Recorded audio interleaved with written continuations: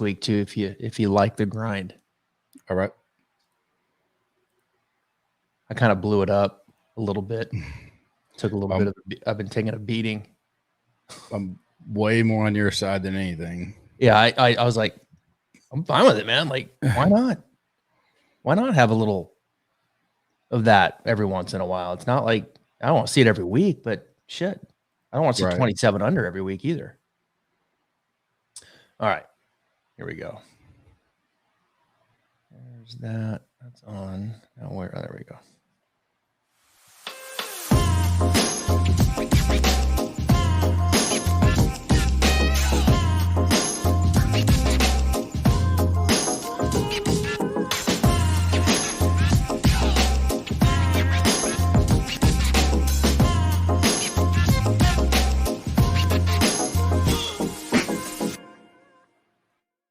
And we're back, Stripe Show podcast on a Tuesday. I'm your host, Travis Fulton. Thank you for making us part of your day. We are in the third leg of the Florida swing, right over the intercoastal. I'm looking out my window right now. The sun is out. It's warm. It's not raining and the wind blowing yet, but it's coming. We'll talk about the weather here in Ponte Vedra Beach and how that's going to affect the Players' Championship, but just about like a driver 3-wood, maybe another 3-wood. And then if I cut the corner there with the intercoastal, it takes me into the back door, another 3-wood, 7-iron.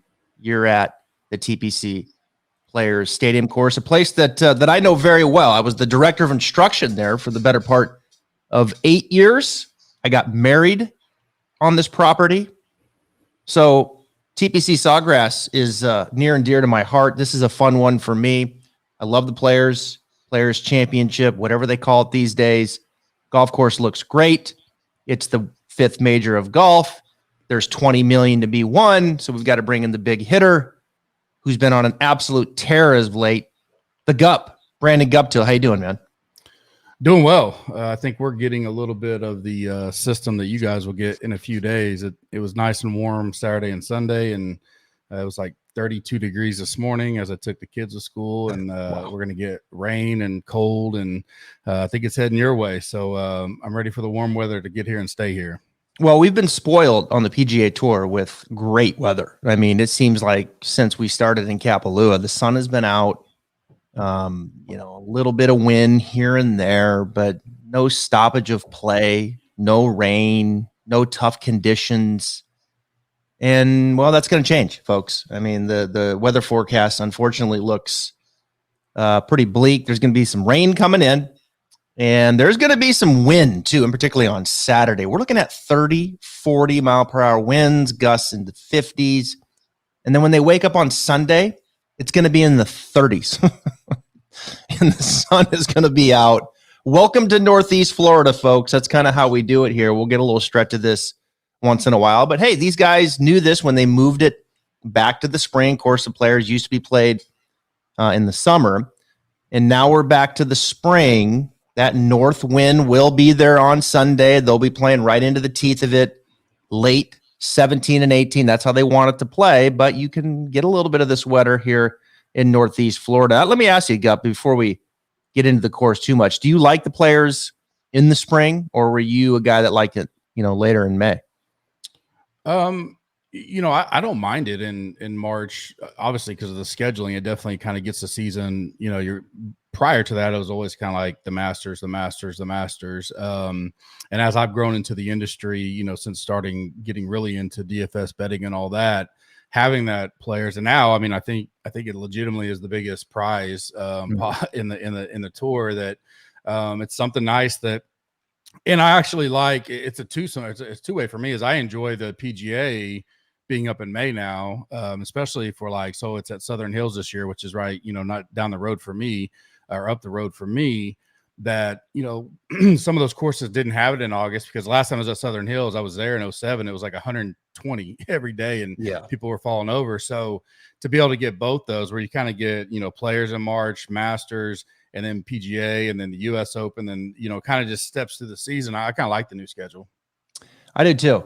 I like how it kicks it off. You can certainly sense it too. Being in this industry, from really all things golf with my platform as a teacher by trade, but also the podcast and, into the gambling space. I think it just kind of gets things rolling a little bit earlier. And I can see it in traffic, on my sites that things are up.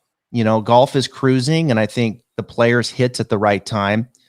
I like where golf's going. I was really happy to see last night live from on Golf Channel, which I think is the best show in golf.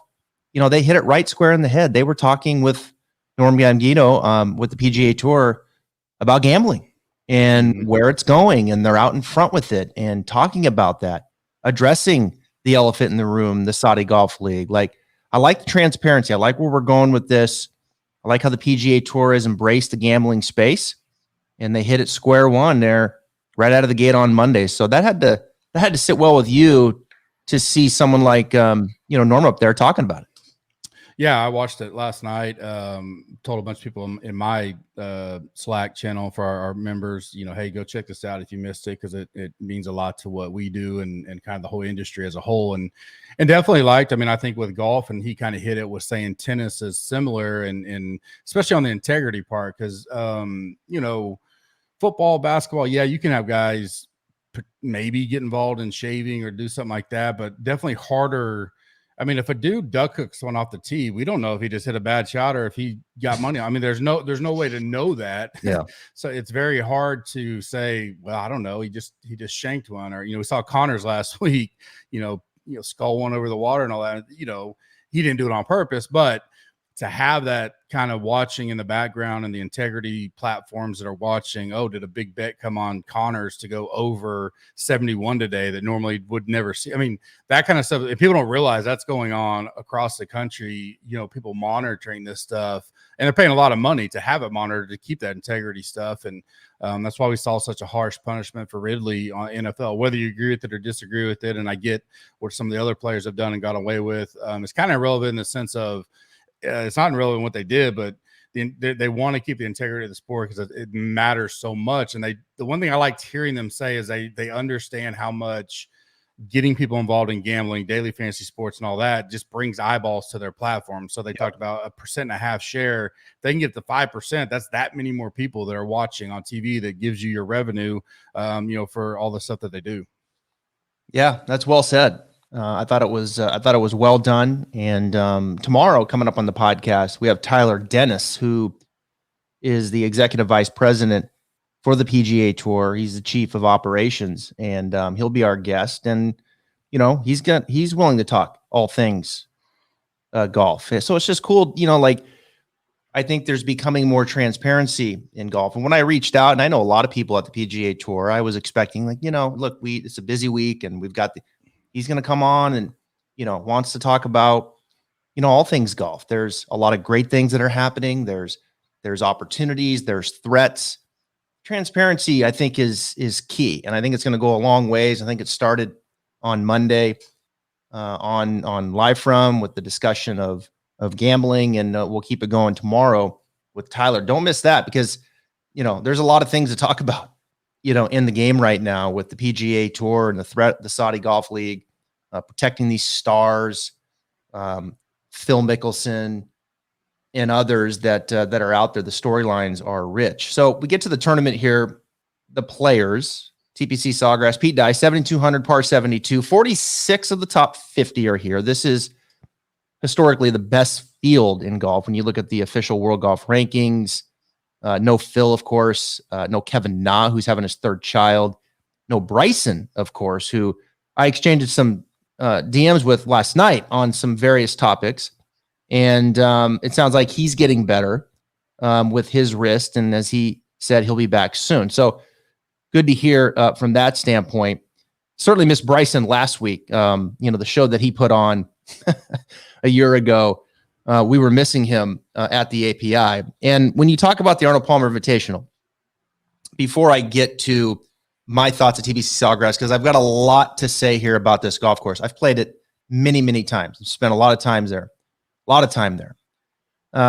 Did you like what you saw last week? -6 wins it. These boys come to Florida, all of a sudden, it's a different brand of golf. We've been seeing 19, 20, 23 under, win it. 34 in Hawaii, birdie fest, plenty of it.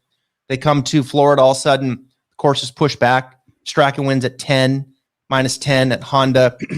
Scheffler wins at 5 under at Arnold Palmer Invitational. A lot of guys had some things to say about the course setup. Look, I'm okay with it. I'm fine with it. I'm okay with the course taking it up to the brink. Is it fair? Is it unfair? Pushing back on these guys. I like to see the grind and the test. Who's going to stand up when they get knocked down a couple times and have to deviate from the game plan because the golf course is a beast? I'm okay with it. How about, what do you say? Well, I said on my pod yesterday that the one thing I can't comment on, because I hadn't played at that level or even, some of the stuff you've done, that, when they talk about not rewarding good golf shots and that kind of stuff, that's the part I don't know if that's accurate or what that means, specifically Rory. But I mean, where I live, 20 miles an hour is a fairly calm day. 15 to 20 in Oklahoma, Texas, West. I mean, wind for us. And that's why you saw Gooch, Hovland. These guys played at north about an hour for me at Carson Creek all the time. So the winds and all that kind of stuff, man, we deal with that all the time here. So you're not going to get much sympathy, especially here in the South where it's windy all the time. Fair and firm and all that, I don't mind it at all. Like if someone came to me, I think there was a U.S. Open a while back where even the outsiders kind of said, hey, the greens were just baked. And, if it gets completely unfair, but like I think you said, I saw you on Twitter Sunday night, didn't bother, Scheffler got there, Hovland grinded out, Horschel bounced back, Gooch gets knocked in the teeth, comes back, has a chance there with 4 to go to, he could get to 4 under and maybe get a chance. So, Willie Z gets 9 over on the front 9, then birdie. So, I mean, he's a Texas guy. So I don't mind it at all. Certainly, do you want to see that every single week? Maybe not, but I don't mind it. I prefer it well over the Birdie Fest. I can assure you that, because the Birdie Fest just makes it, to me, brings a lot more in play. Rom talked about it. Like it's a putting contest, and it's like, let's just get the putt course out and do that and not waste our time. So for a guy that does invest a lot into the betting DFS world, I don't mind it at all. Yeah. How would you like to be setting the courses up when you got John Rahm coming at you, the number one player in the world, and saying, look, the courses are too easy. We need to make it a little more difficult. I like API. That's what he had to say. He enjoyed it. And then you got guys like Rory saying, it's not rewarding good shots. It's too penal when you miss it, this and that. And I think Rory was frustrated. And I, critiqued Rory yesterday on the podcast and was a little critical on, I think I wasn't surprised with Rory based upon what we've seen from Rory. He doesn't like that kind of golf. When it pushes back, he's not going to win the single digit. So, but at the same time, I think just as a whole, looking at it from a professional golf standpoint, week in and week out, a lot of tournaments, yeah, once in a while, I think it's a good thing. I think it tests a different type of skill, the intangibles. When look, I want to see what you do when you get knocked down to the canvas a couple times. And I think Arnie, his vision of that place, he looks at Bay Hill like a U.S. Open type of venue. And I think when he can get it and the course is right, they're carrying out his vision, and that's what they've done the last 3 years. And I expect that it continues. So the Honda API, you get back-to-back tough weeks, and now you come up here, and this is a tough golf course. But look, the tour is not going to set it up like the API. I mean, there's going to be a little softer conditions, especially with the rain coming in. We're going to see a lot more birdies. Yeah. But bogey avoidance here is huge. There's a lot of water.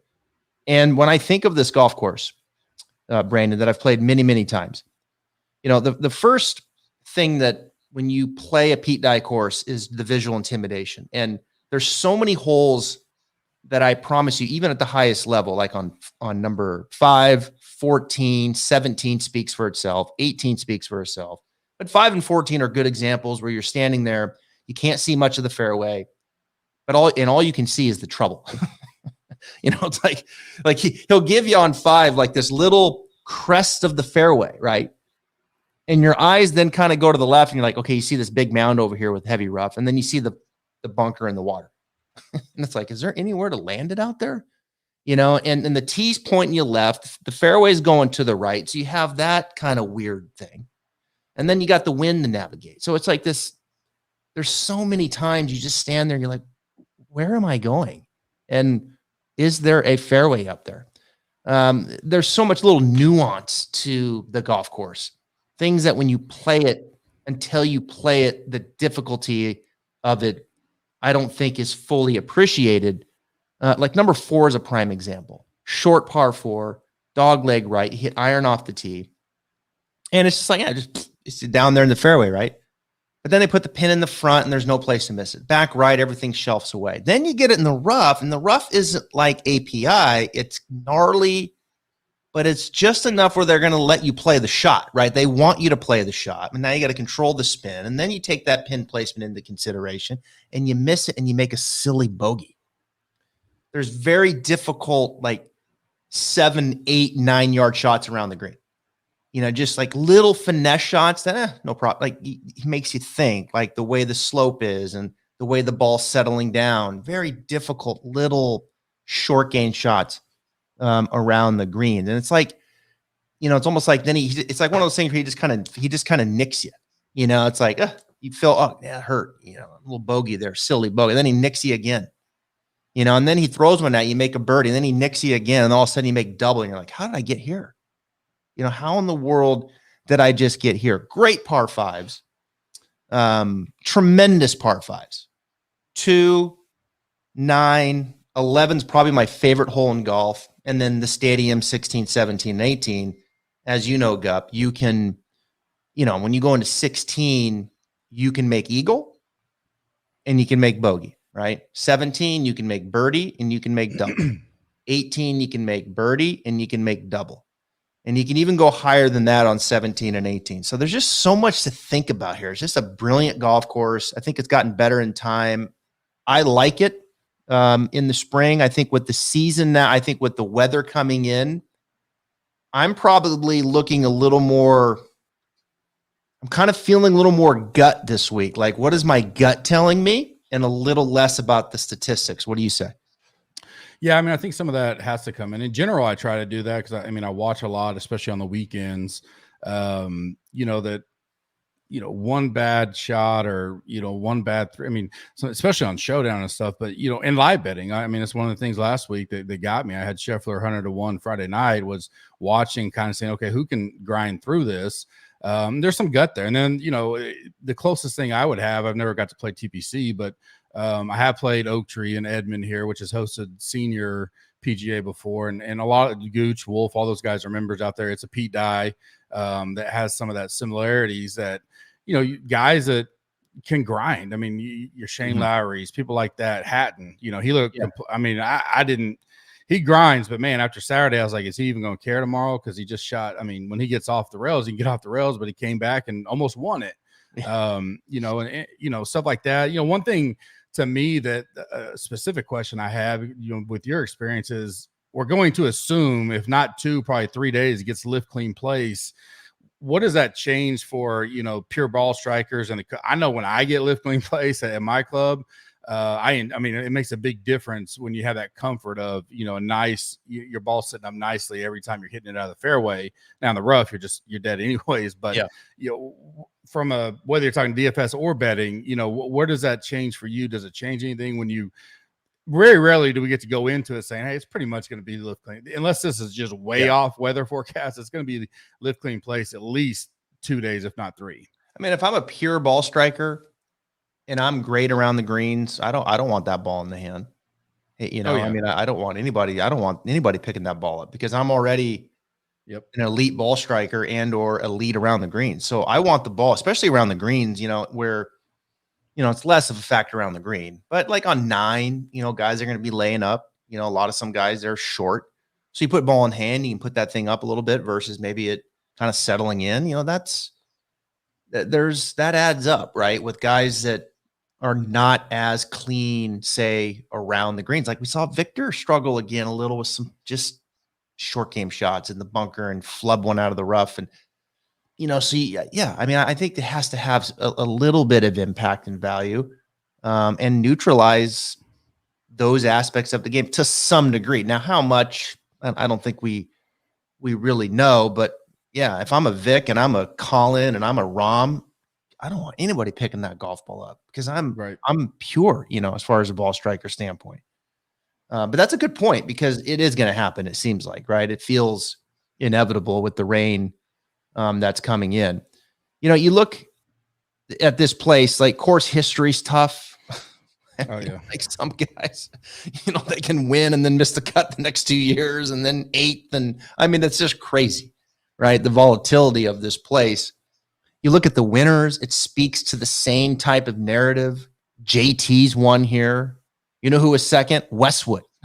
Like, really? Yeah. Rory won here in 19. You know who was second? Furyk. Right. Like it's just, those guys couldn't be any different, right? From the way that they play. Webb won here. Jimmy Walker was tied for second. When Siwoo won, Oosthuizen was second. We got guys like Fred Funk, Tim Clark, KJ Choi. They've won here. And then on the other side, you got Tiger, Rory, Phil, JT. It's like anybody, I think, on this golf course in this tournament, more than any other tournament, can win. And certainly finish in the top 20. It's proven out that way. So it's just an amazing test. Sometimes I think, have some statistics, which we certainly do. We always kind of build the model, but it's a tough one. I mean, it's really a tough one to handicap. So you start looking at some of the things that you factor into building the model, some of the guts that we have. We get into it here with the field, and starting with the favorites right now. I see as I pull it up here, JT and Rom are actually both at 10-1 now, and JT, of course, the defending champion. John Rahm, I was talking last week. It's just a matter of time before Rahm comes out and wins by 7, where he decides to start making some putts. But clearly, Rahm is struggling right now around the greens and on the greens. He is the best ball striker in the game from a strokes gained ball striking standpoint. But he's one of the worst when it comes to around the greens and the putter. So he's lost that. It's going to come back. The question is when. We know he's played well here when Rory won a few years ago. When Rory, speaking of, is 16-1. Morikawa is 16-1. We finally get to see him, I think, on this golf course, which is exciting to me. I've already bet that, by the way. Scheffler 20-1, the hottest player in the world coming in. Cantlay's 20-1. And then there's Victor at 22. So we look at the favorites. Take me kind of where your lean is at this point. Which one did you say you already bet? I bet Colin. Oh, Colin. Okay. So my second question of the week was, and I talked about a little bit on a pod. So what I did was I ran kind of a regression model year over year and a little bit of a forecast going forward on certain guys that I've seen things on. And one of them is Rom. And my question would be, it's all anecdotal, but can I don't want to say you can blame Rom, but some of these guys that are massively year over year decline in putting, is the green book something we can look at, or is it just coincidence, getting rid of I think guys like, I think it is. I think there's got to be some validity for certain players on the green book, and that there's a learning curve that's taking place. I think with Rom, what's interesting with Rom right now, the 3 weeks of putting, we're looking at since Phoenix, -2.3, -2.6, -3.9. He really hasn't putted that well here historically either. I mean, he's had a couple +1s, maybe +2, but he's also had a couple negatives too. So I don't, considering how Rom's putting, right, and the way he's putted here in the past, I'm going to pass on Rom. I don't think this is the place where it wakes up. His short game has been abysmal. I don't know what's going on there. I mean, awful. You look at it since really it started late. It started in the fall last year. He played good at the Tour Championship course. He finished second. But then from there on, it's just been, towards the bottom on the PGA Tour with the short game. You look at these conditions coming in, you're going to need your short game.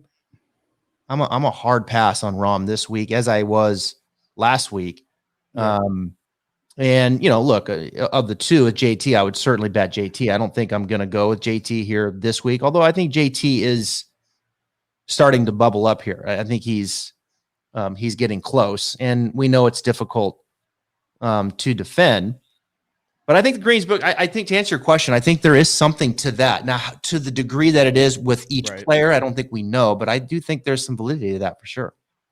Up here, I've made a few bets already, definitely will be lighter, just because of what we think will happen. I want to see how it looks out tomorrow night.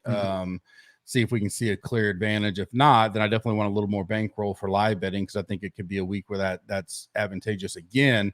Right now, if you're looking at 25 or less, the person that stands out to me who he kind of hurt me here, he killed me here last year, was Cantley. But after that, he went on a run, and I want to say he made up for it, because I had a very nice 5 or 6 in DFS, the Millie Maker last year, that was missing Cantley. But he's just been playing so good, and I know he's been away. I worry. I mean, you kind of led the show off with one thing I've looked at is splits between 16, 17, and 18 versus 19 and 21, I guess, here. And his are one of the, I don't want to say the worst, but they're there. Like, top 25s all there. And then the 2 springs, he missed the cut twice. Now, is that pure coincidence? Is it more anecdotal information? This is a week where I'm trying to gather, like you said, as much information as I can, and then, use a little bit of that gut. I like him in general. If I was going to go down to this top of the board, he's the one that kind of sticks out to me as a guy that I like this week, even though he's kind of burned me sometimes. I mean, Scheffler can't win 3 of 4, can he? Man, a lot of people said he wouldn't have won 2 of 3. It was kind of why I wasn't really on him to begin with. But when you get some of these guys, and it's a perfect setup where you have Hovland, Rory up at the top. And this week, whoever it is, if there's big boys up at the top, you're going to get tremendous value on these Friday night, Saturday morning type numbers. And in today's world, they talked about last night on the show with live betting and people, there's just good opportunities. And there's so many people out there you can get accounts with now and look at that. I looked at a number this morning, and I had one book that had Garcia 40-1. One book had him 100-1. So there's so many differences where you can take advantage of that stuff that, it's fun. Sawgrass. Yeah. It's definitely fun, but, I wouldn't put it past Scheffler in these conditions. He's going to wind up right back. He can play in it. He showed it already. So I'm not going to say no. It's easy sometimes to think, like, when you have a Scheffler who can hit the high ball, right? He can hit it up in the air, hit those high towering irons. Well, how's he going to do in the wind? Can he play in the wind? Well, I mean, he played at Texas, folks. I mean, he can, if he needs to trap it and lean shaft forward a little bit more, he knows how to do that. And he had a couple really, I thought, nice flighted shots, obviously, at the Arnold Palmer over the weekend. Scheffler, I've been saying this all year with Scheffler. This was my question for Scotty. Is he an elite iron game player? That was my question. If he is, we're looking at a Hall of Famer. We're looking at a superstar, because he's dominant off the tee. He's really an underrated short game player. He's very good around the greens, and he's going to have this good putting week. So it's like, we are looking, if he is elite, like he has been 3 of the last 4 weeks with his irons, this dude is going to live on the first page of the leaderboard. He'll live. We're looking at DJ, basically, a young DJ type of player who can win 10 to 20 times. And we know he's got the game for major championships. He's got that big boy mentality. So, I mean, you want to talk about 2 wins, TPC Scottsdale, you're making a lot of birdies. The sun is out, and, off you go there. And he shoot 63 on Saturday, I think, 60. 63 on the weekend. That's right. 63. Yeah. That's right. Excuse me. Yeah. 63 on the weekend. And okay, so it's a birdie fest, right? He goes low, and then he comes to the API. He has a great round on Saturday, and then he just grinds you. He'll get on the ground and wrestle with you too. And all right, you win that one, but I'm not going anywhere. Take a shot. I'll make ball, but he's back, and he's back, and he grinds, and he wins at 5 under. That was impressive. And oh, by the way, in the middle, he had a horrible performance, getting 7th place at the Riv. So I mean, I can't say no there. I think for me, like you said, the iron play, but it was also can he close? Like, once you get Finau type deal, he was so close last year. Willie Z's in that category, just couldn't close one. And then Scheffler finally closes one, and then 7th and a 1st. Is he on a run now? Who knows? We've seen DJ, back 2017, 16, we've seen him get hot like no other. Just good comparison type deal where I'm not going to put it, especially if you're looking at, I know we're not much on DFS here, but the price there, I mean, I don't mind going back to him, even if he top tens type of deal, but he's another guy. What if he gets a little slow and you can get a 50, 60 number, 80 number on him Friday night? I mean, he's one that'll be on my little, checkbox list to keep an eye on if I don't bet him pre-tournament. Yeah. So it sounds like Cantlay is kind of your lean up top. Up top, yeah, he'd be my bet if I went up there for sure. Yep. Yeah, and I'm kind of leaning Morikawa. As we get down now, well, I've already bet Morikawa. As we get down towards into now the mid-20s, there's Matsuyama, 25 under. There's Xander, or 25 to 1, excuse me. Xander, 25 to 1. Berger, 30. Cameron Smith, 30. Adam Scott, 30. Wow, DJ, 35 to 1. I think it's been 13 months now since his last win. There's Koepka, 35 to 1. I think I saw Koepka open at 50. Mm-hmm. Garcia, 40. He's won here. Loves this place. Fitzpatrick and Will Zalatoris at 50. All right, open slate there, mid-range. What do you think? Yeah, probably you take Tiger out of the equation, probably the two guys I've been on the most and one forever. And then one since he started, on the tour is DJ and Willie Z. And I'm probably not getting off those streets. I got him at 40. I released him to my members yesterday morning at 40. I'd take it all the way down to 30. He you listen to his pressers in the past. He's growing where he really likes his course. You look at the results: a 12th, a 17th, a 5th. Last year, not as good, but last year kind of played havoc to a lot of the top guys, and a lot of them missed cut. Rory missed a cut. Cantlay missed a cut, like I said. The form's the thing that probably puts that number where it's at. Because outside of that, if he gets hot or gets on with them irons and it does turn in. And another thing I like about him, where you said like Rory doesn't like to win unless it's 12 under. DJ's won US Opens at 1 under, 2 under. Like he can grind it out and be there. Definitely game's been off. And then Willie Z, I mean, it really just comes down to, we know it. I mean, it's just short game is not horrible, but the putting, and specifically the putting inside 5 to 6 feet is just lag putting's been great, and he hit some bombs. He's kind of got the yips inside that 5-6 footer, and it's nerve wracking. And I'm a big Willie Z. I mean, he made me plenty of money last year, no doubt, especially at the Masters, getting that second place finish. But I'm staying on him. I like the kid. He's you're talking about a guy that don't want anybody putting their ball in their hand. He's one of them because he's one of the best ball strikers out there. So we get that kind of, and I like how he fought back. He shot 9 over or something Sunday and come back and makes the turn and could have just said, I'm done, and goes birdie, birdie, birdie, and says, I'm still here. I'm not going to win this thing, but I'm still competing. And I like to see that out of certain guys. Mm-hmm. There's a couple more that I know you're big on, that way down the board.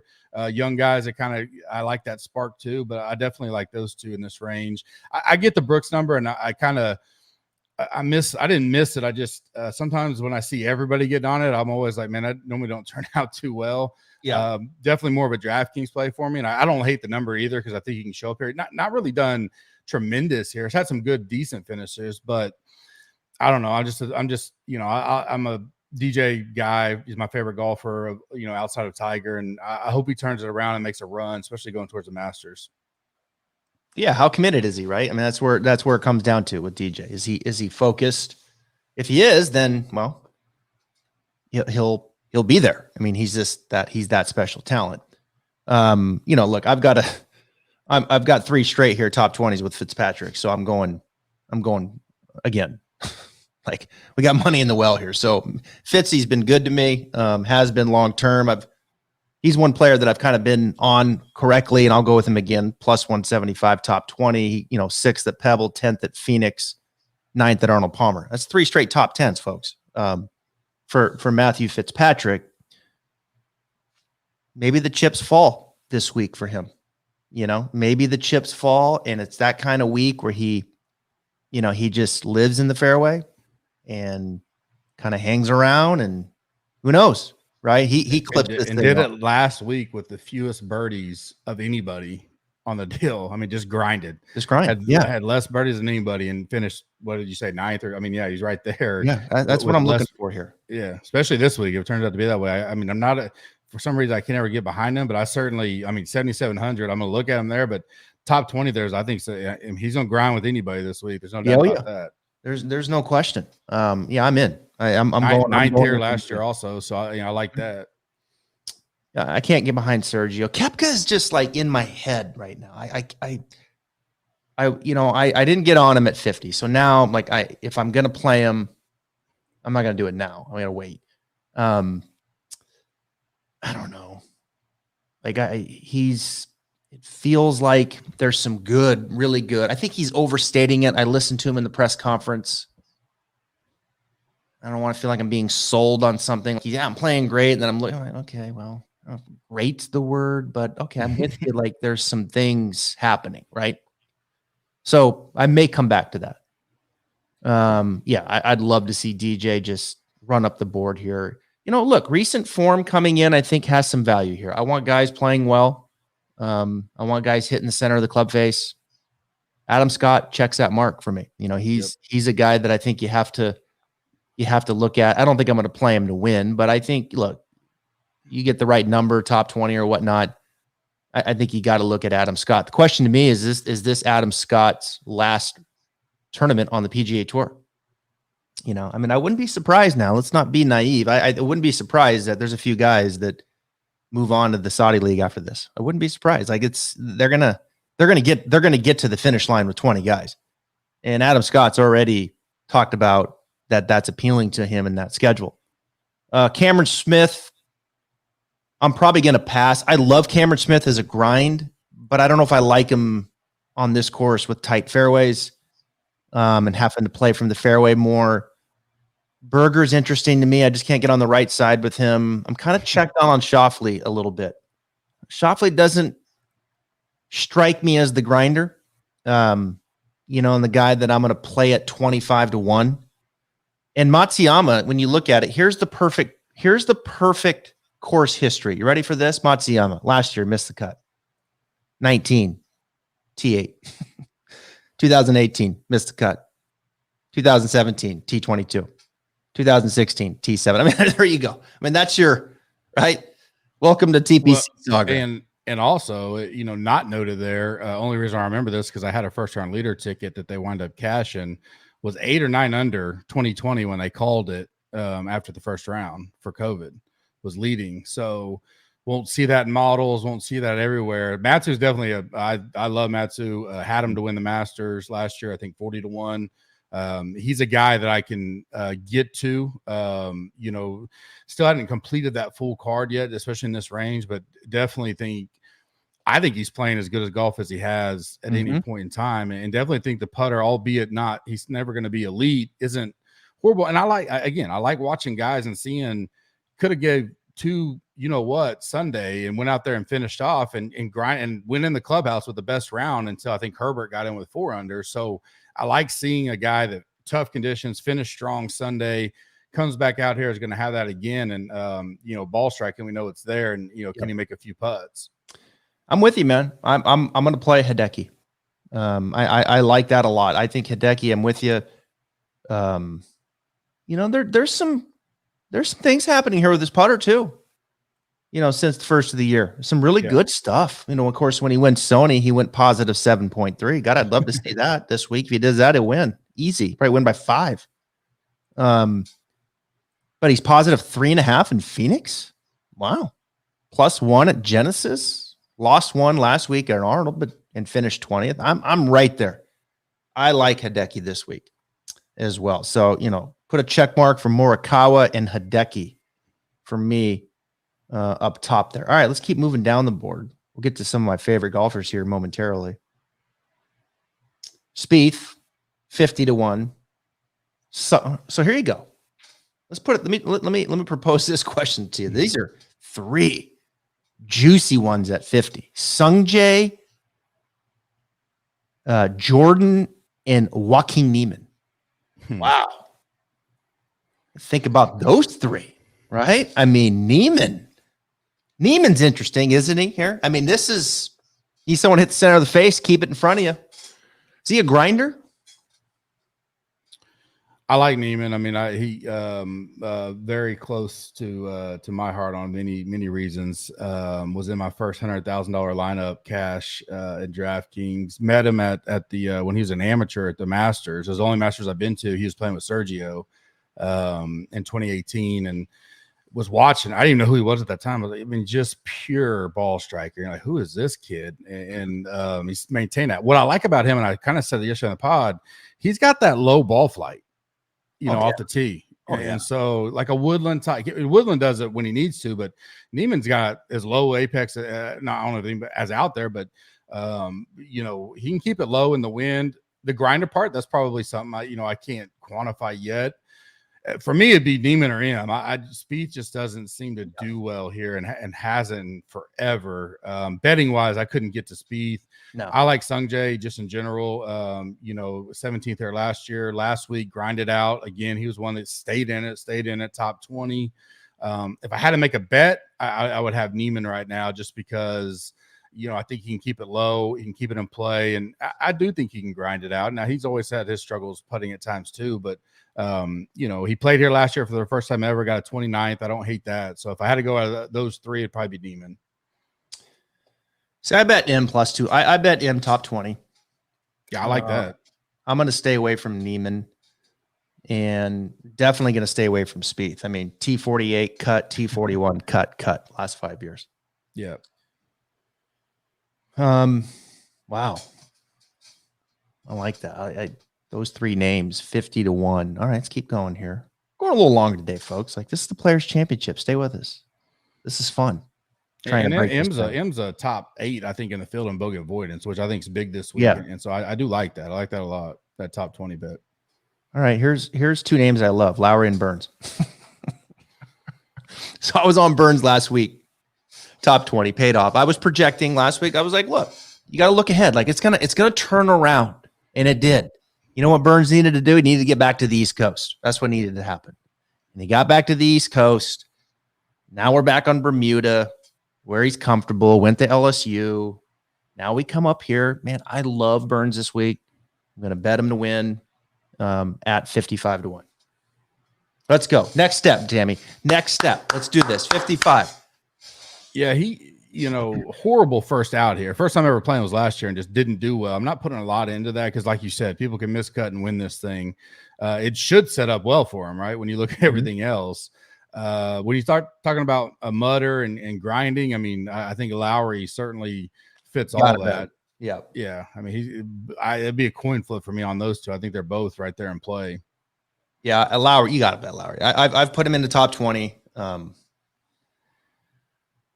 I mean, the short game is concerning to me a little bit with Burns. There's no question. I think he is, it's like, it's interesting with the short game stuff. Cause let me pull up Sam here real quick. You look at Victor, for example, who has changed his technique considerably. And I think if you watched Victor with no pressure on hitting shots, you'd be like, that guy has no issue with his short game. And then a little bit of pressure and things, a little deceleration rate through the impact zone. Like, you can see it, like, out of the bunker, he hits further behind it than he needs to.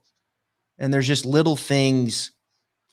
There's a little protect in it. He's not fully confident with it. With Burns, it's not technique. It's just, I think, like, committing to the shot that needs to be hit. And he knows, and rather than hitting maybe the safety shot. I don't know if I'm articulating that very well, but I don't think it's more technique. It's just hit the shot. You know how to hit it. With Victor, it's more technique based, and then he's trying to transfer that to the course. So I look at Burns. I've seen an improvement in his short game this year. He has tracked much better around the green. I think Burns took a nice step back to where he usually is with his iron game. He's historically a nice driver of the ball, and he can get hot with the putter, folks. He can get hot with the putter. He had a good putting week last week. Loves Bermuda. Sam Burns, your 2022 Players Champion. I can see it. I mean, Okay. Speaking of Bermuda, how much difference is March to May? I know they have some overseed on the greens now. You know, when you're thinking about Bermuda, the first thing I think about is grain. Do you still see the grain, or is it more like smooth right now, like a I think it's bent just or smoother. Yeah, I think it's smoother. smoother? Okay. Yeah. I would say with the heat, man, that's an interesting question. The strain of Bermuda now. I remember when I very first went to TPC Sawgrass, and I can remember like the Valley course. I've never seen Bermuda like that in my life. It was so grainy on the greens and gnarly. And then Right. like the grass improved and the different strains. And now it's like, it doesn't, there is a little grain. Morikawa talked about it in his press conference this morning. He said he wasn't accounting, he's not a lot, but his caddy was like, we got to play just a little bit of grain, and it made all the difference in making putts. So it's still a factor. Yeah. And it's a factor in the spring. I would think with the overseed, though, it's got to be a little less. Yeah. Right? It's got to be a little less. But smooth. The course is green. I mean, I don't remember like in years past, you would look at TPC Sawgrass and you would see all the, dark green, light green, the way the grain was going. Now it looks just flush. And that's what you get with that overseed. So I just think it's just truer now. I think everything plays a little bit cleaner that way with less strain from the grain. So yeah, Burns, Henley, 55-1. It wouldn't be surprised to see him ball strike his way to another top 20. Horschel's playing good. Mm-hmm. He's sleeping in his own bed. I think Billy knows he has got to play better in bigger tournaments. I wouldn't be surprised to see Billy play well this week. Louis at 55. Gooch is at 65. I've already bet Gooch in a top 20. Like Gooch. He likes the grind. Siwoo's won here at 65. Don't forget about Abraham Answer at 65. Hatton 65. And I'll just kind of continue down here. Casey, Connors, and then there's Woodland. Woodland at 80 starting. I think he's made some changes with his swing, and he certainly looked like the old Gary Woodland. As a U.S. Open broke out, all of a sudden there's Woodland, right? He likes to kind of stuff. And if the dude gets it out of the bunker on 17, he might win. Oh, yeah. Talk about decelerating. Wow. Yeah, you don't see a tour player do that very often. No. That's straight nerves right there. That's just me. That's straight nerves is what that is. All right, so now we're getting into the 60s and the 80s. Take me somewhere.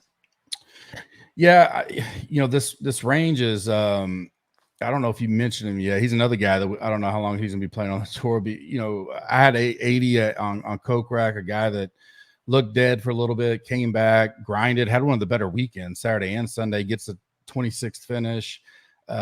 He's one that his stats continuously have improved here over the last 5 times. Started out with 2 missed cuts, then 2 top 40s and a 9th last year. Can strike it well and he can putt it well, and so 19th in my putting model for this week. At that number, I like it. There's a little concern with, like you said, he's one that's on the top name up there. It's been talked about, and he came out and admitted that he's going to go if it's the right, if everything puts together. But I do like him. And you said, Gooch is a guy that I will bet. He plays out of my club a few times. He plays out, like I said, he plays Oak Tree. That's where his home course is, which is a Pete Dye course in Oklahoma Wind. He's there with Matt Wolf and all those guys. I'll play Gooch as 66 all day long. Oh yeah. Yeah, I'm in on Gooch too. I think Especially Gooch, a course where you don't have to. He struggles off the tee at times with his driver. He fights it. And if he can pull that, he's butter with that 3-wood. And so the courses where he doesn't feel like he has to pound it, I agree. I think is to his advantage. Right now, I think he'll get better on it. But and then he makes a couple putts and he can be there. He can hit 3-wood on 1, probably slinging around the corner on 2.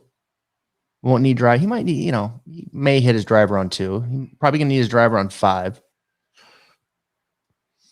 You don't need it on 9. He can sling his 3-wood down there.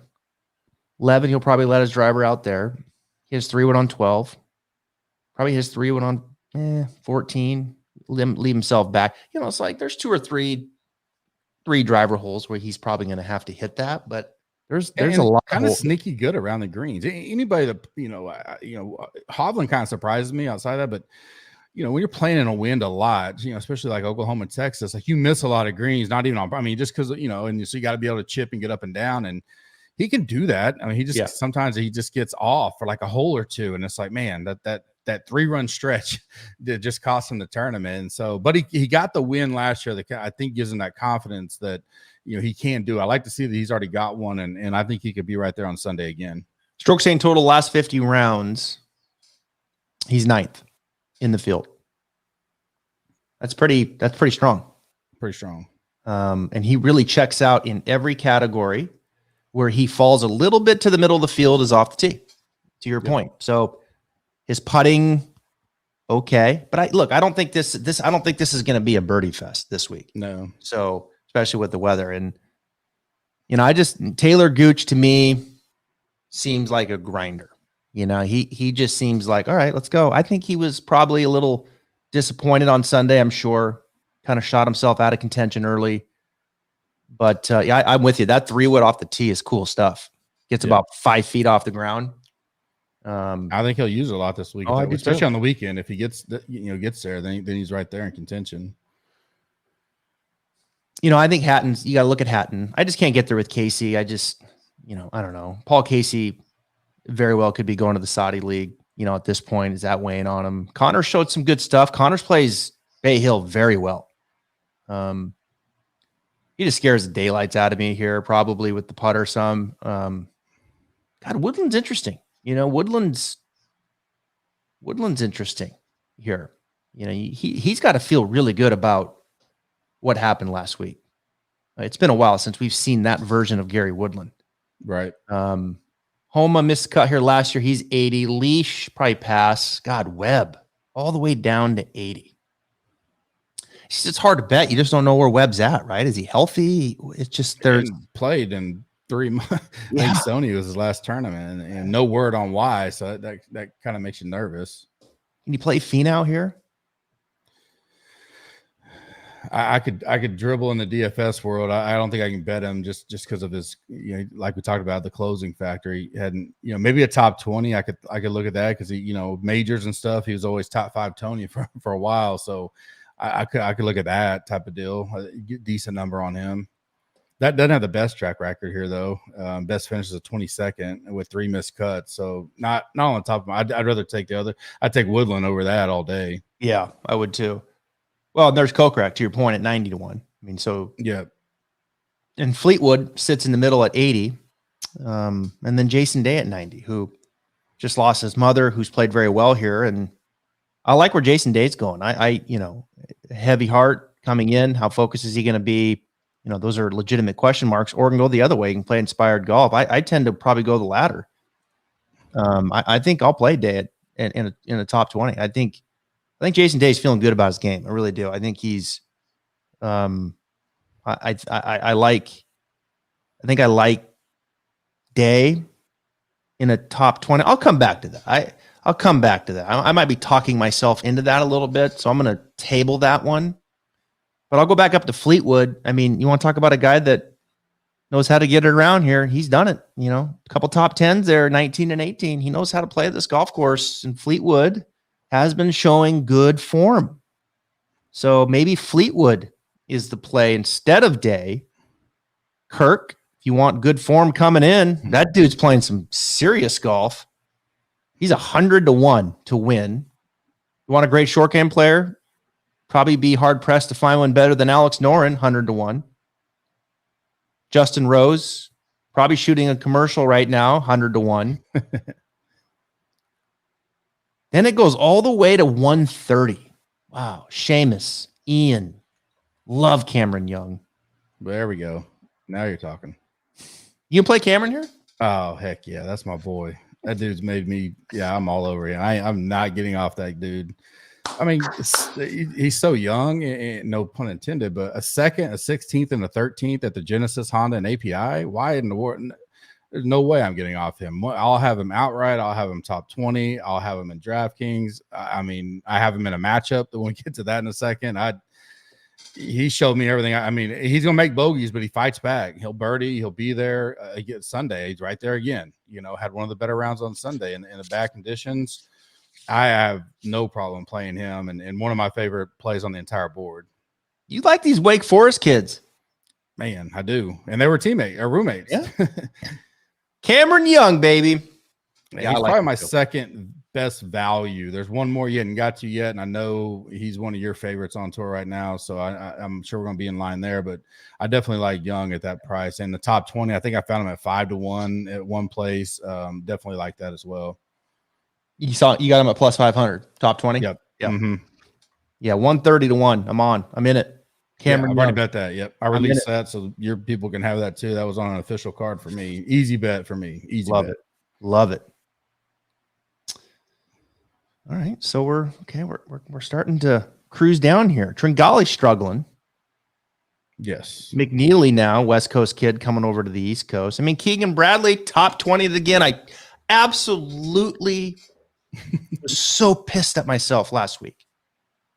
Because I had it, like, we talked about it on the show, and then I didn't bet it.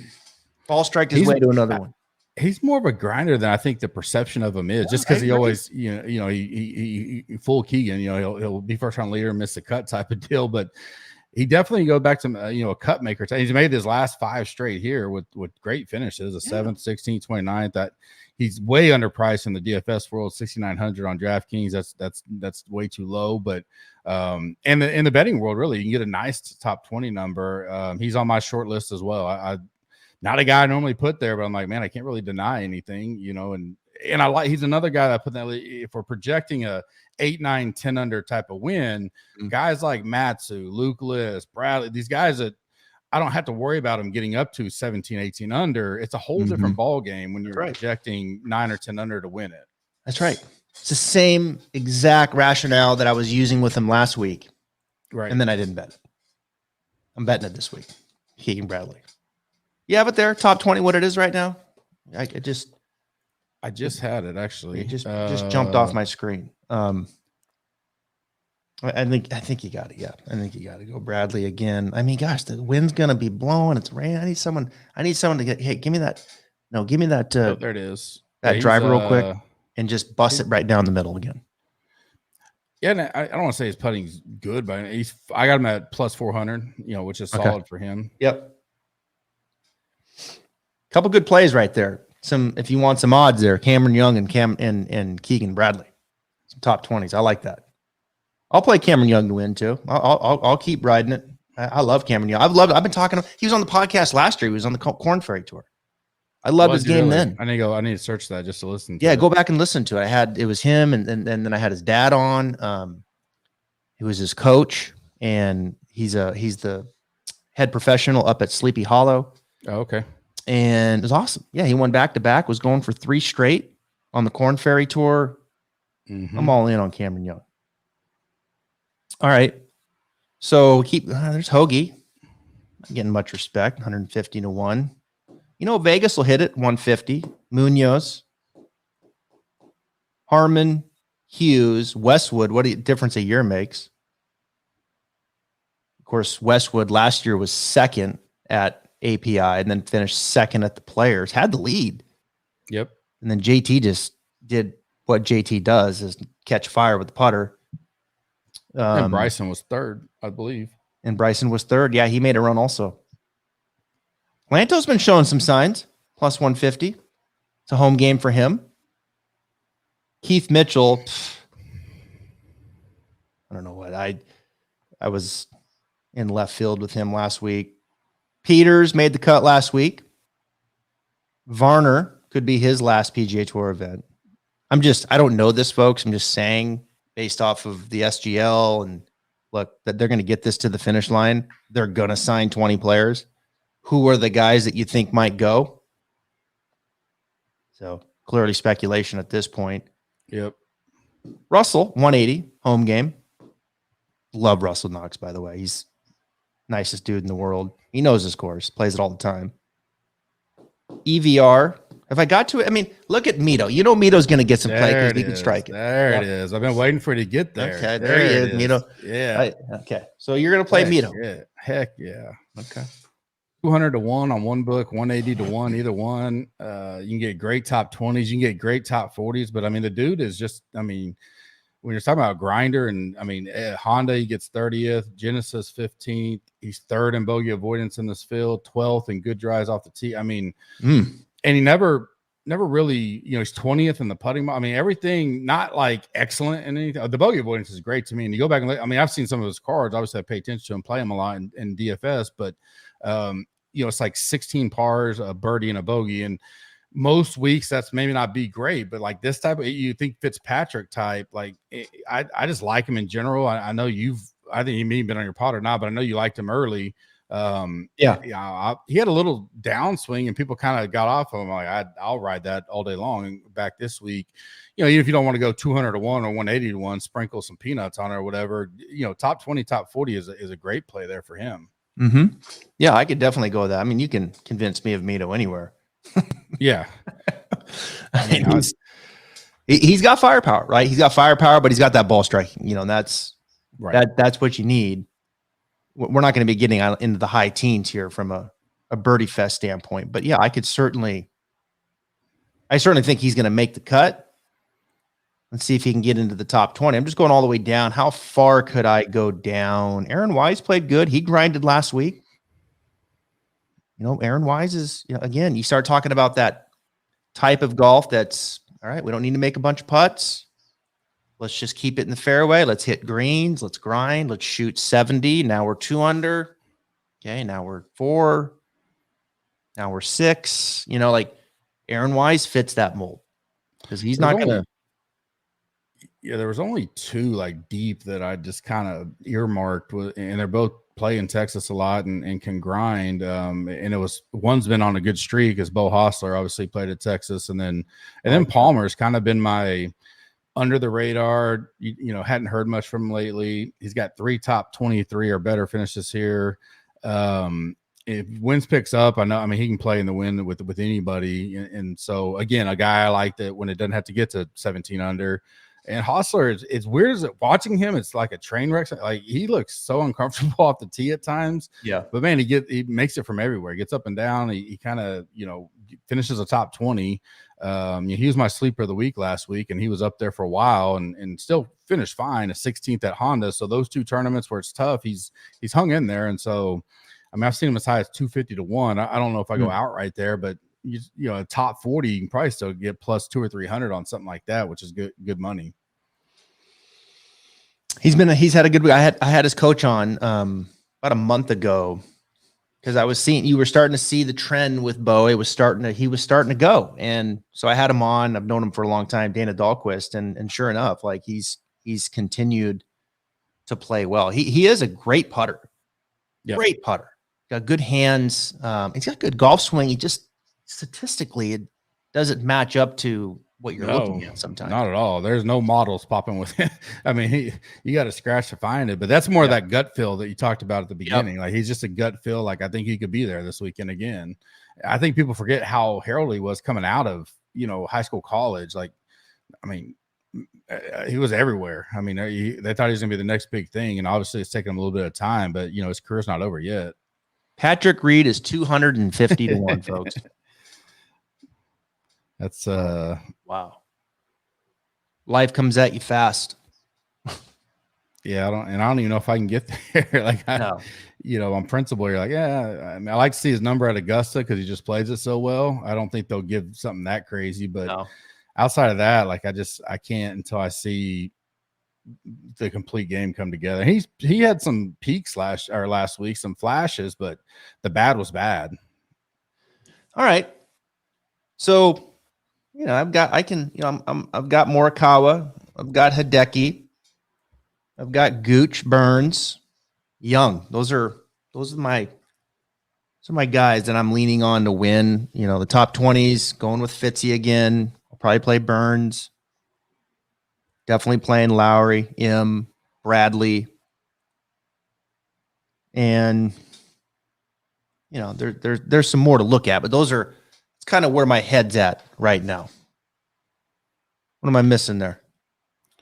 Any No, I think that's all. I'm gonna have DJ. Got DJ. Already, Yep. yeah, DJ. You like I'll Cantley have, too. yeah, I like Cam. If I go up high, he'll be the one I'll put a bet on. Seeing 20, 25 somewhere in there, kind of bouncing around.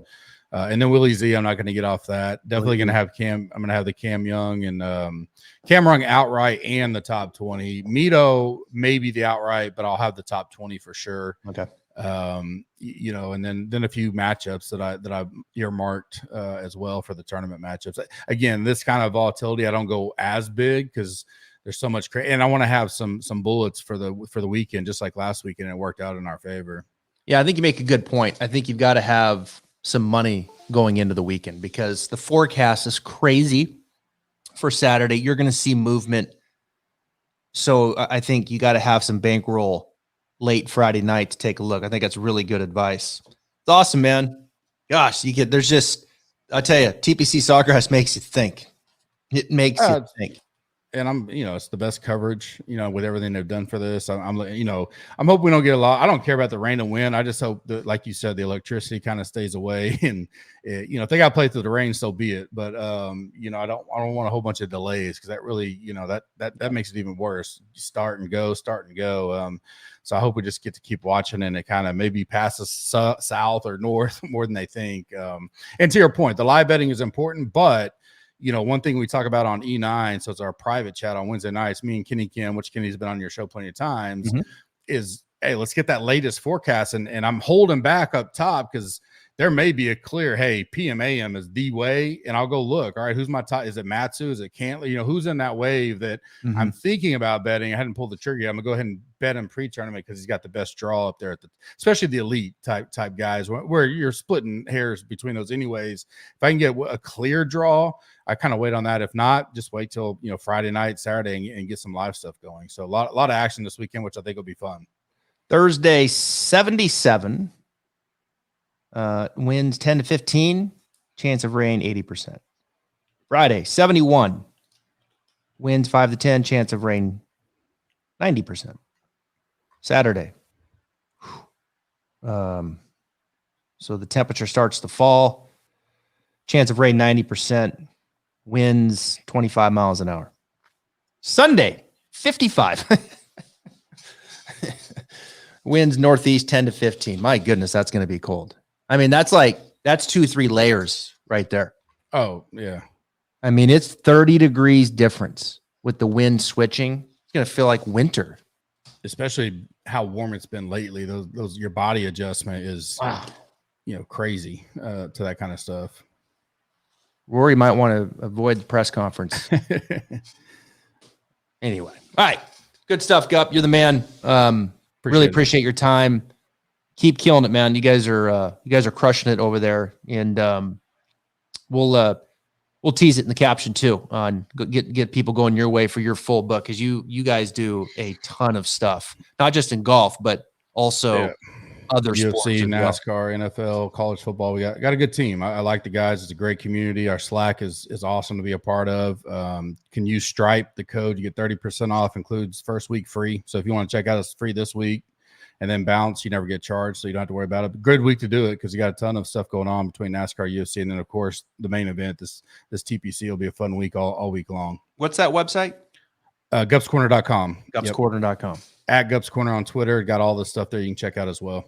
All right, buddy. Good luck this week. You too. I appreciate it. Appreciate your time, man.